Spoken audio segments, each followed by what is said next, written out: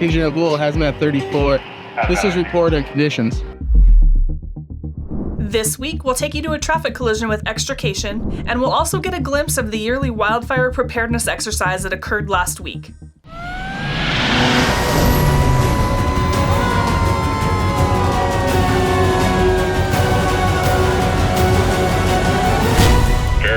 Engine 1 with report on conditions. Hello, and welcome to today's episode of Report on Conditions. I'm Maggie Klein de la Rosa. We're starting this week off with a look at the annual wildfire preparedness exercise, which our hand crews and wildland firefighters use to prepare for the upcoming fire season. Let's go.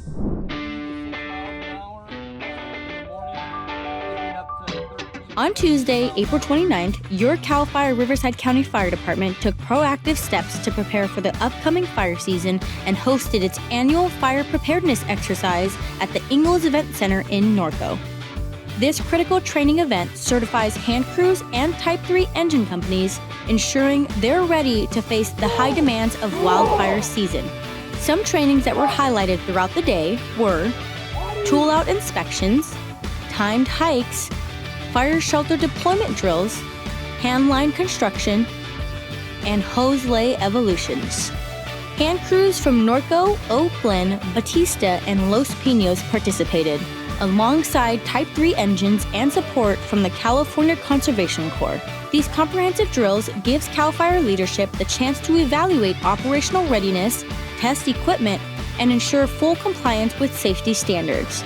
Every detail, every drill, designed to protect our communities when it matters most. Your CalFire Riverside County Fire Department is ready for year-round fire season and is always ready to serve.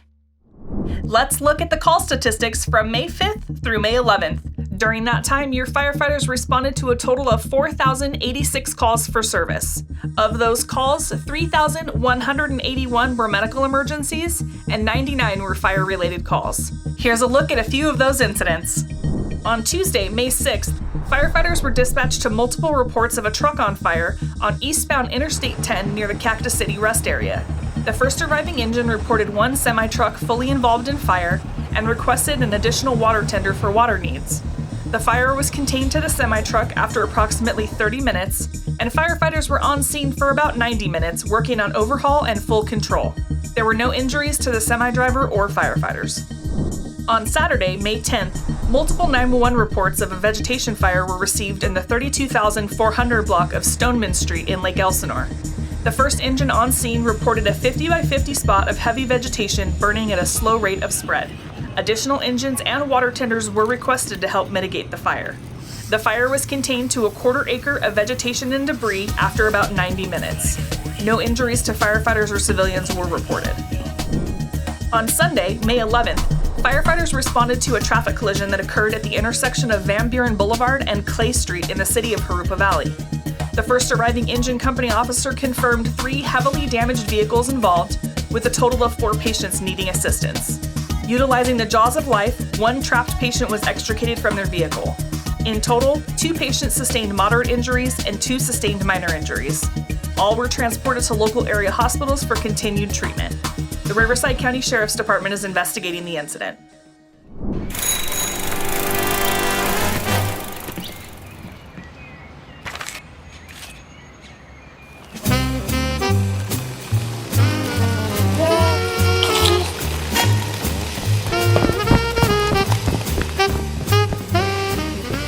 When the whole community works together to become wildfire adapted, we can all be neighborhood heroes.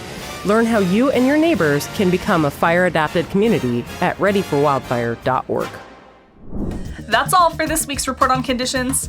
Follow your firefighters in action on our social media at CalFire RRU and stay up to date on incidents happening countywide.